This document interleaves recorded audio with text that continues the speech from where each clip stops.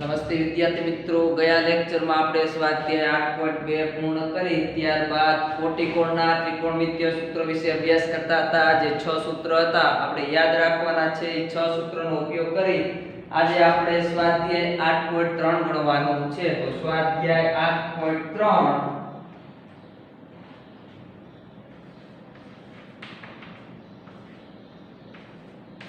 એની અંદર પ્રથમ દાખલો છે કિંમત શોધો. એનો પ્રથમ દાખલો આપણે શરૂઆત કરીએ તો પ્રથમ દાખલાની રકમ આપેલી છે sin 18 છેદમાં cos 72. આની આપણે કિંમત શોધવાની છે. જે આપણે 6 સૂત્રનો ઉપયોગ કરી ગયા એ સૂત્રનો ઉપયોગ કરીને કિંમત શોધવાની છે. જો હવે અહીંયા કેટલા છે sin 18. હવે આપણે શું કરીએ જો આ sin એમ નામ રાખ.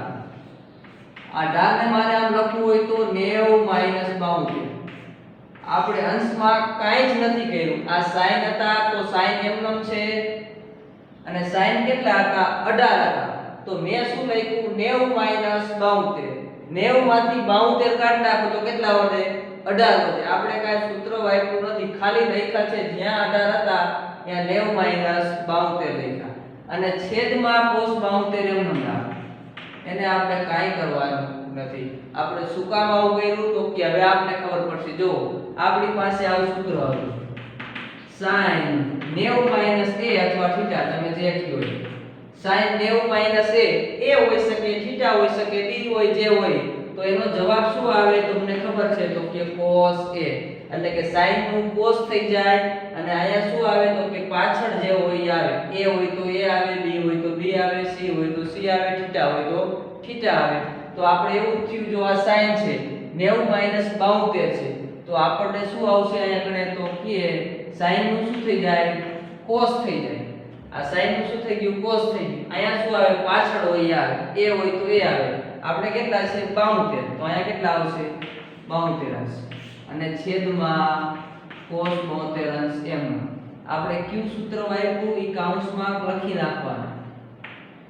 q સૂત્ર વાપર્યું તો કે sin 90 - θ બરાબર cos θ. આ સૂત્રનો ઉપયોગ કર્યો.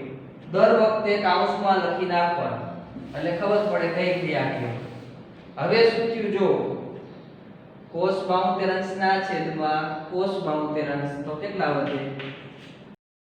ચાલો પતિ એકદમ ઈઝી દાખલો છે. બીજો દાખલો લઈએ.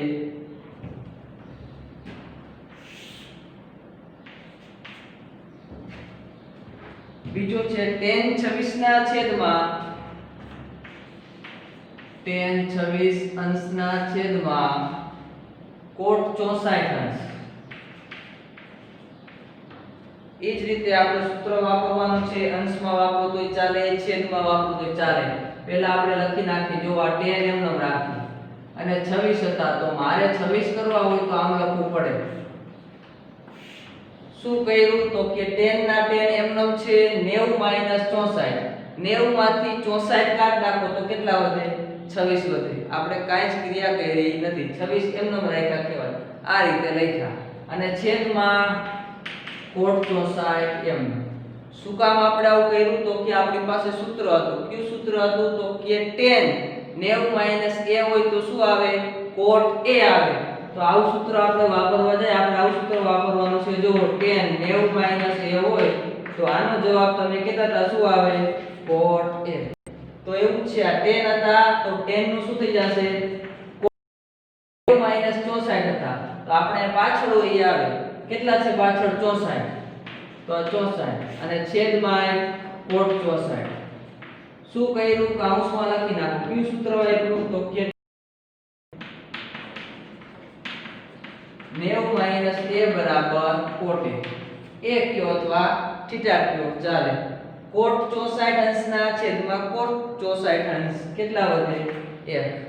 પતિ ગયા બે દાખલા સરખા જ હતા. આપણે અંશમાં સૂત્ર વાપર્યું એની જગ્યાએ તમે છેદમાં સૂત્ર વાપર્યું હોત તો પણ ચાલે, કાંઈ જ ફેર પડે નહીં. એ જ રીતે જવાબ આવે. એથી આગળ વધીએ. દાખલા નંબર 3 જોઈએ. બહુ નાના અને મસ્ત અને સહેલા દાખલા છે.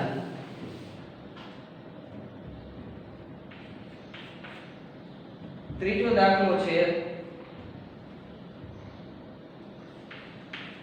cos 48 અંશ માઈનસ sin 42 અંશ. ચાલો ઓલો અંશ છેદમાં તો આ પ્લસ માઈનસ માં આવ્યા. આપણને કાંઈ વાંધો નથી, આપણે કરતા તા એમ ક્રિયા જ કરવાની છે. જો આ કેટલા છે 48 છે, એને આમ લખી તો લખી ન શકાય, આ cos એમ નામ રાખી. અહીંયા હું કરી નાખું 90 માઈનસ 52.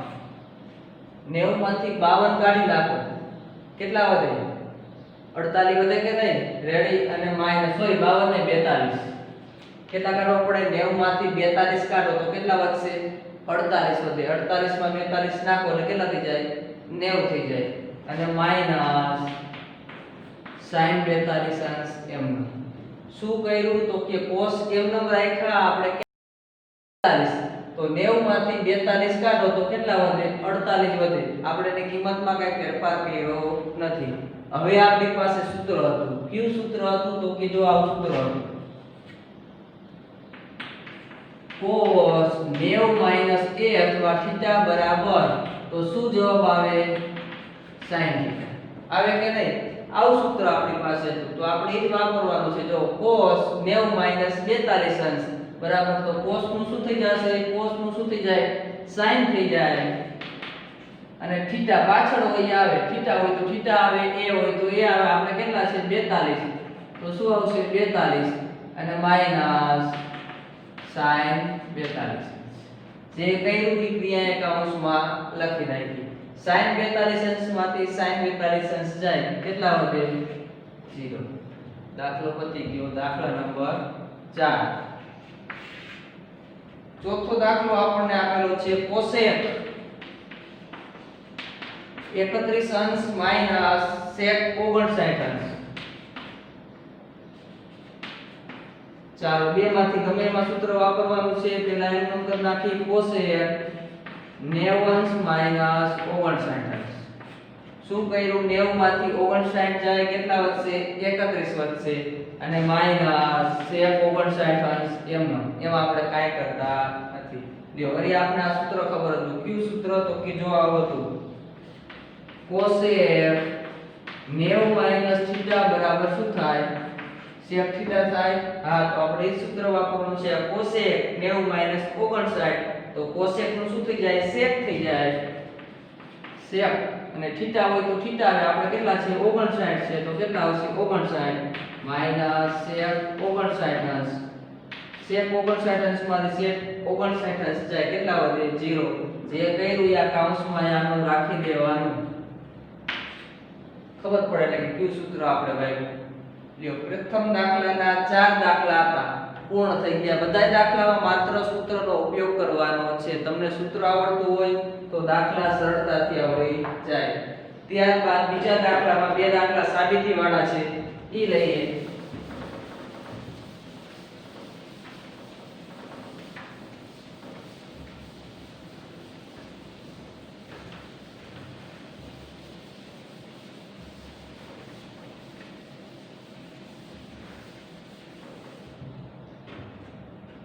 બીજાનો પ્રથમ દાખલો આપણે છે 10 અંશ into 10 23 અંશ 10 42 અંશ into 10 67 અંશ બરાબર 1. આવો આપણે સાબિત કરવાનું છે. તો આ બાજુને કહેશું ડાબી બાજુ, લખીએ ડાબા બરાબર જે રકમ ડાબી બાજુની હોય એકવાર લખી નાખવાની. શું હતી તો કે 10 48 અંશ into 10 23 અંશ into 10 42 અંશ into 10 67 અંશ. ચાલો જો આપણે આ 10 48 છે બરાબર, એના જેવું જેવું એટલે આને નામ રાખી. જો આ 10 48 એમ નામ. હવે તમે આયા કેટલા છે? 42 છે બરાબર. હવે 90 માંથી 42 કાઢી નાખો અથવા 48 કાઢી નાખો. 4 છે, 4 માંથી કોઈ પણ જગ્યાએ બે સૂત્ર વાપરો તો ચાલે. કઈ રીતે આપણે મેળ કરવાનો છે જુઓ. નો સમજાય તો એવા ક્રમ પદ બાજુમાં લખી નાખવાના. એવા એટલે કેવા? આ 48 છે, આ 42 છે. બેનો સરવાળો કરો તો કેટલા થાય? 90 થાય. તો એ બે પદ આપણે બાજુમાં એકવાર લખી નાખીએ જો. અને આ 23 છે અને આ કેટલા છે? 67. ઈ બેનો સરવાળો કરો તો શું થાય? 90 થાય. તો એ પદ બાજુમાં લખી નાખીએ. 10 23 into 10 67. આપણે શું કામ એવું કર્યું? હવે આપણે બે માંથી એકમાં સૂત્ર વાપરશું, આ બે માંથી એકમાં સૂત્ર વાપરવાનું છે. રેડી? કેમ કે બેનો સરવાળો કેટલો થાય છે? 90. તો જ બે કોટિકોણના માપ થાય. હવે આપણે પ્રથમ જ વાપરી. જો 10 48 છે એની જગ્યાએ હું આમ લખું તો 10 90 માઈનસ 42. શું કર્યું? 90 માંથી 42 જાય કેટલા વધે? 48. આ 10 42 અંશ એમનો રાખી, એને આપણે કાઈ નથી કરતા. 10 23 એને આપણે એમનો રાખી. રેડી? અને છેલ્લે 10 67 હતા એની જગ્યાએ આપણે આવું લખી તો 10 90 અંશ માઈનસ 23 અંશ. 90 અંશ માંથી 23 અંશ જાય એટલે કેટલા વધે? 67 અંશ. હવે જુઓ 10 90 માઈનસ 42 એટલે કે 90 માઈનસ થીટા, તો 10 નું શું થઈ જાય? કોટ થઈ જાય અને પાછળ હોય એ આવે. શું આવે? આ આપણે સૂત્ર વાપર્યું. શું વાપર્યું? સૂત્ર વાપર્યું. કયું સૂત્ર વાપર્યું? અહીંયા કને આપણે લખી નાખીએ જો કામ શું. આવું સૂત્ર વાપર્યું તો કે 10 90 માઈનસ થીટા હોય તો જવાબ શું આવે? કોટ થીટા. રેડી? આ 10 ના કોટ થઈ ગયા, પાછળ હોય માપ આવે. રેડી? અને આ 10 42 એમનો રાખે, આપણે એને કાઈ કરતા નથી. આ 10 23 એમનો. વળી અહીંયા સૂત્ર વાપરવાનું છે 10 90 માઈનસ 23 તો શું આવે? 10 નું શું થઈ જાય? કોટ થઈ જાય. અને પાછળ હોય માપ આવે. 23 હોય તો 23 આવે, a હોય તો a આવે, b હોય તો b આવે, થીટા હોય તો થીટા આવે. હવે જુઓ શું થઈ ગયું. આ 10 42 છે, આ કોટ 42. બે પરસ્પર કેવા છે? વ્યસ્ત છે. બે વ્યસ્તનો ગુણાકાર કેટલો થાય? 1 થાય. કેટલો થાય? 1. આ એમ જ છે 10 23 ગુણ્યા કોટ 23.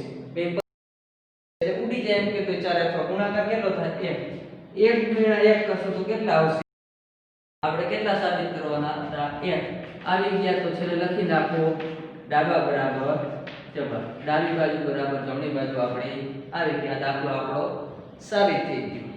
એમાં બીજો દાખલો છે ઈ લઈ લઈએ. આવા જ દાખલા છે બધાય, ખાલી સૂત્રનો ઉપયોગ કરવાનો છે.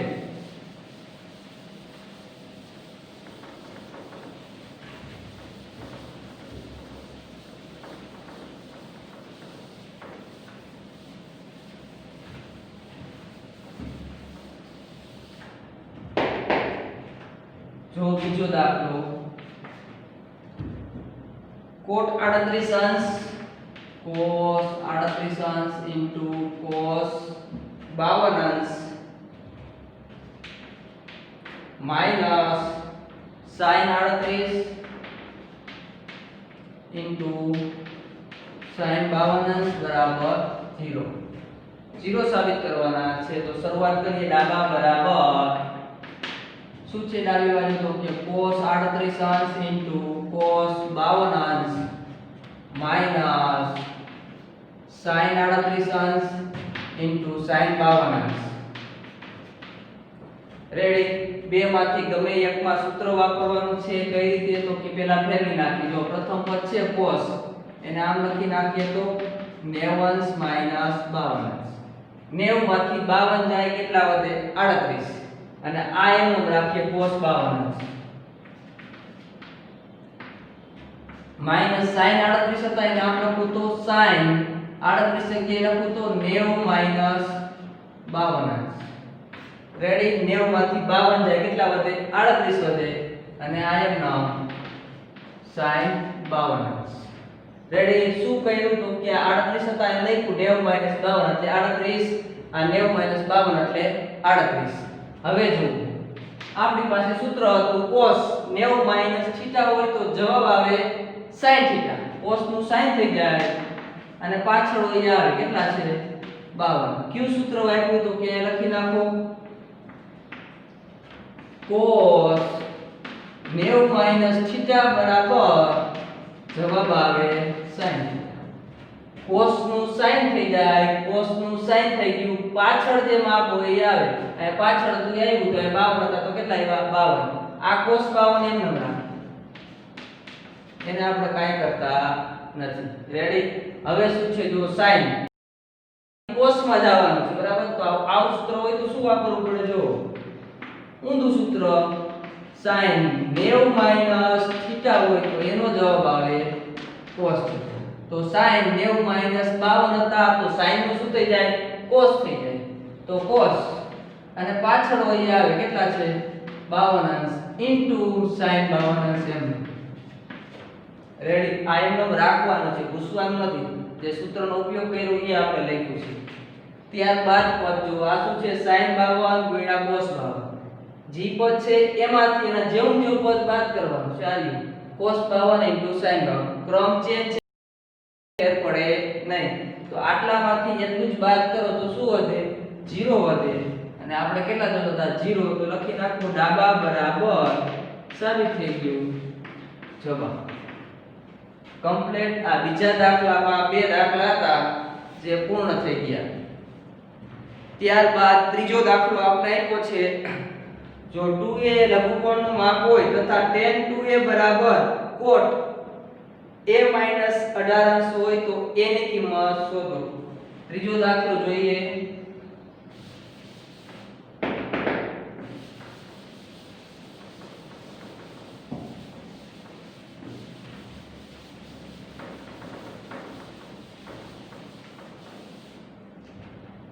શું આપણને કીધું જો 2a લઘુકોણનું માપ હોય તથા tan 2a બરાબર આપણને આપેલું છે tan 2a બરાબર cot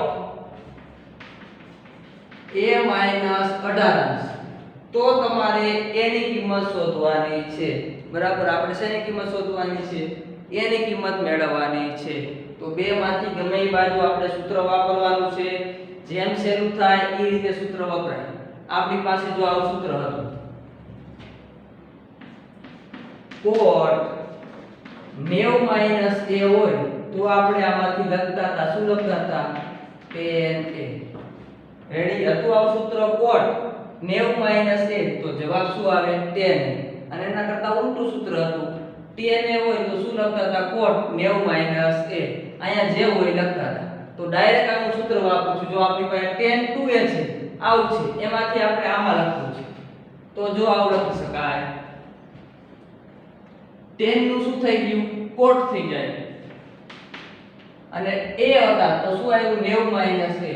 તો આપણે 2a છે તો શું આવે 90 minus 2a. કમ્પ્લીટ શું કર્યું આ સૂત્ર વાપર્યું. tan માંથી cot માં જવાનું સૂત્ર વાપર્યું. tan a હોય તો શું આવે cot 90 minus a. આપણે કેટલા હતા 2a હતા તો cot 90 minus 2a. અને સામેની સાઈડ એમ નામ રાખીએ cot a minus 18. એને આપણે કાઈ કરતા નથી. જે સૂત્ર વાપર્યું અહીંયા લખી નાખાય. કયું સૂત્ર વાપર્યું તો કે tan માંથી cot માં ગયા તો આમ લખાય tan a બરાબર cot 90 minus a. આ સૂત્રનો આપણે ઉપયોગ કર્યો. tan માંથી શેમાં ગયા cot માં ગયા. હવે બે બાજુથી cot cot ઉડી ગયા જો તો શું વધ્યું આ બાજુ વધ્યા 90 અંશ minus 2a અને આ બાજુ કેટલા વધ્યા a minus 18 અંશ. અંશ આપણે એમ નમ રાખીએ. આ 18 અંશ બરાબરની સામેની સાઈડ હતા માઈનસ હતા અહીંયાથી આ બાજુ લાવશે કેવા થશે પ્લસ. તો 18 અંશ પ્લસ થઈ ગયા. આ a m આ 2a બરાબરની આ સાઈડ હતા માઈનસ હતા સામેની સાઈડ જવા દેશું કેવા થશે પ્લસ થશે. 90 માં 18 ઉમેરો એટલે કેટલા થશે 108. તેથી 108 બરાબર a + 2a એટલે કેટલા થાય 3a. તો a બરાબર 108 ના છેદમાં 3. 108 ના 3 ભાગ કરવાના છે કેટલા થશે 108 ભાગ્યા 3 એટલે 3 તેરી 9 થશે 1 અને 8 6 તેરી 18 36 થશે કેટલા થશે 36. તેથી a બરાબર શું જવાબ આવશે 36 કમ્પ્લીટ. માત્ર એક સૂત્રનો ઉપયોગ હતો, બાકી કાંઈ એટલે કાંઈ નહીં હતું નહીં. જો તમે આ બાજુ સૂત્ર વાપર્યું હોત તો પણ થાય. બરાબર. અહીંયા કને શું હતું? કોટ a માઈનસ 18 હતા, એને આપણે શેમાં ફેરવવા પડે? 10 માં ફેરવવા પડે. તો આપણે અહીંયા શું લખે? 10 18 બરાબર. પછી બે બાજુ શું ઉડાડી નાખે? 10 10 ઉડાડી નાખે તો પણ આપણને કિંમત મળી જાય. ગમે એ રીતે ગણી શકાય. ત્યારબાદ દાખલા નંબર 4 જો.